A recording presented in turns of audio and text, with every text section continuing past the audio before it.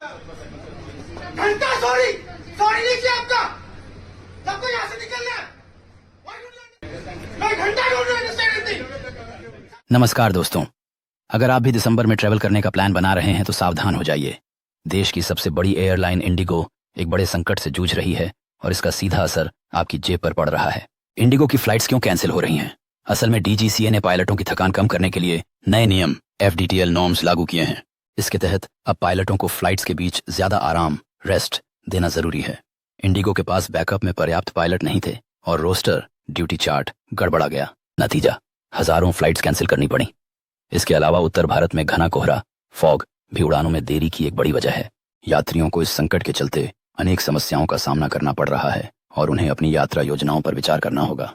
कई लोग अब दूसरे विकल्पों की तलाश कर रहे हैं। वहीं कुछ को एयरलाइन से अपनी टिकटों के रिफंड की प्रक्रिया समझाने में भी कठिनाई हो रही है। और स्पाइस जेट महंगे क्यों? अब जब मार्केट लीडर इंडिगो की फ्लाइट्स कम हो गई तो यात्रियों की भीड़ एयर इंडिया और स्पाइस जेट की तरफ मुड़ गई।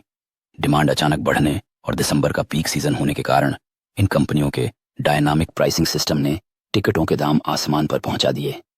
क्या आपकी भी कोई फ्लाइट कैंसिल हुई? कमेंट में अपना अनुभव जरूर शेयर करें और ऐसी ही जरूरी खबरों के लिए चैनल को सब्सक्राइब करें।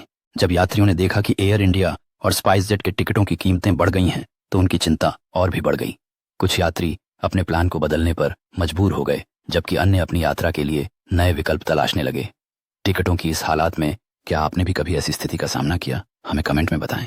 यात्री अब अपनी वैकल्पिक योजनाओं पर विचार कर रहे हैं, जहां टिकटों की कीमतें आसमान छू रही हैं। ये उच्च दाम किसी के लिए राहत और किसी के लिए परेशानी का कारण बन गए हैं।